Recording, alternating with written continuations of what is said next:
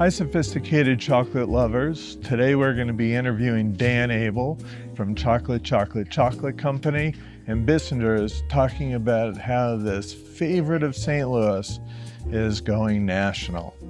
I have close friends, relatives, anyone that hasn't come on the tour before, and then after the tour, they're mystified by how many steps it takes to make a product and the handcrafted. I could tell them all day long, but when they come into the factory and they see that the caramel is being cooked in small copper kettles, and then there's a team pouring the caramel onto the table, and then there's another team running it through a machine, cutting it into perfect squares, and then they're feeding it onto the production lines, and the lines are running very slow.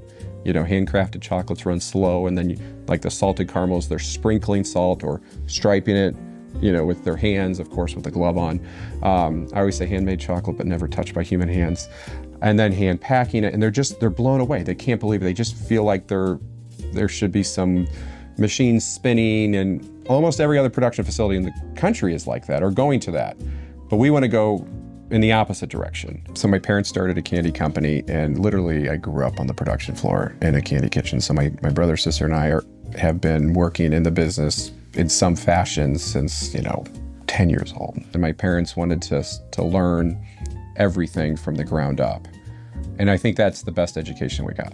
When we did our first trade show, that I created the booth, I drove it up, I merchandised it, I worked the booth, I wrote the orders out myself, and then I came home and fulfilled them in the warehouse. And they said, oh, that was a bootstrap. So I get on a Google search, and that's a whole term of it's like business building without big capital investment from an outside investor. And so that's how we've built everything, is bootstrapping. We use very little debt. So we have no outside investors. We never have, and we're still 100% owned by the family. So. Yeah, that's incredible because, I did a lot of work with Bissinger's, and I did a lot with chocolate, but like their opportunities were driven by selling to private equity and kind of bringing in investors, but that doesn't seem to have worked that well. Yeah, the chocolate industry, from when we first met to today, you wouldn't even recognize it.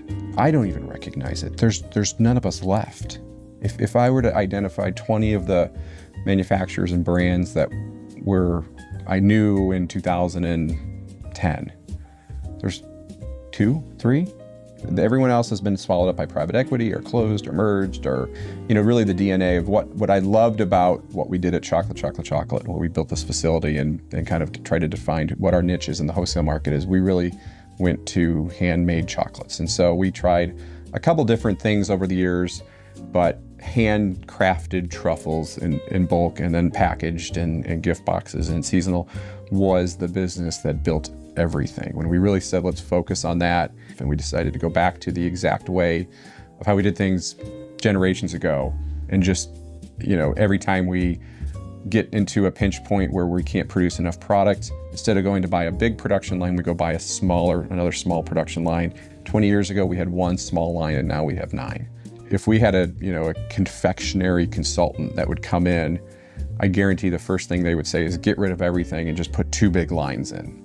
And because no one truly understands our DNA and our fabric of how we really want to be the handcrafted company. And we saw that in Bissinger's. When Bissinger's was for sale, immediately I was like, let's call them. Let's do the deal. Let's figure it out. And they were like, well, hold on, and I said, no, you understand, this is the perfect fit. They're a handmade operation. We're a handmade operation. It's local. Obviously, the brand is phenomenal. They were the chocolatier to the king in the 1600s. It was the most complicated acquisition, I think, of all acquisitions. And I've only done a couple. We got it to the finish line, and it's been strong ever since. You guys have done a great job when a lot of people didn't, and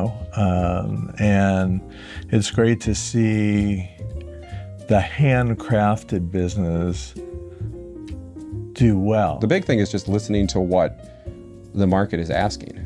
There's so many times where every macro decision I feel like we've made for both chocolate, and Bissinger's has been just listening to our customer and seeing what they want and how they want to buy the product. We opened a cafe for tourist here for factory tours. So when you come on a factory tour now, you can stop by the coffee shop, you can stop here, get lunch. We're eventually going to have wine and beer that we're going to be serving is the next chapter. And then kind of the next phase is going to be birthday parties, events, and a speakeasy bar. So you can really be more of a destination, because we're at like 55,000 tours a year.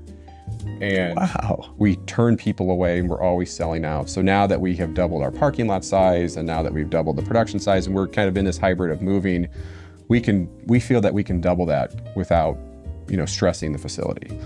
My opinion is the more people that we can have come through here on a factory tour is going to help both brands. Yeah, it's incredible. When you talk about the line of chocolate, I just can't help but think of Lucille Ball.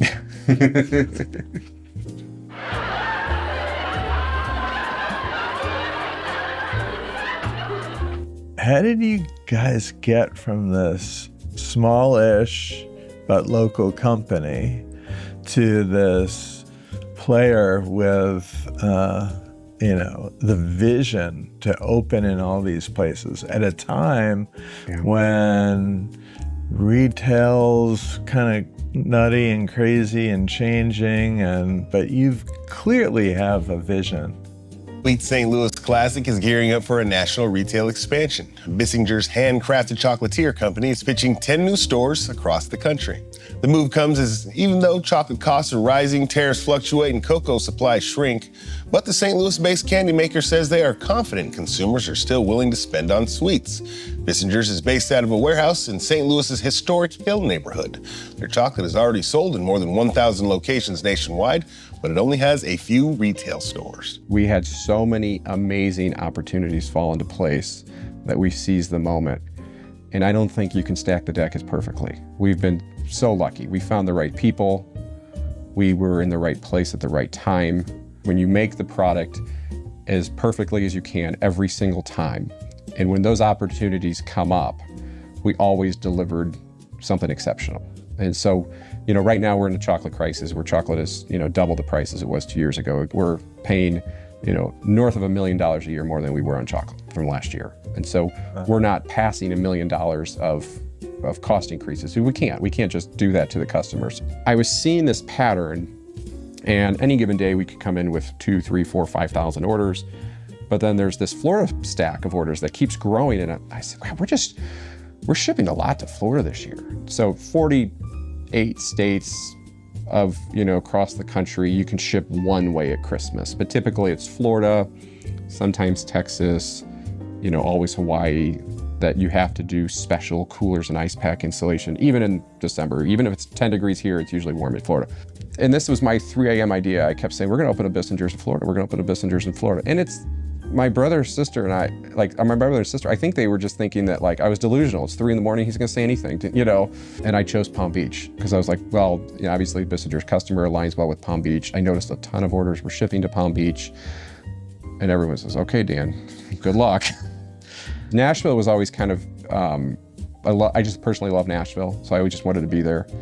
I had to renew our leases at Frontenac and Galleria. So we have renewed, they were coming up, and so we fully released and renewed both locations for a very long time.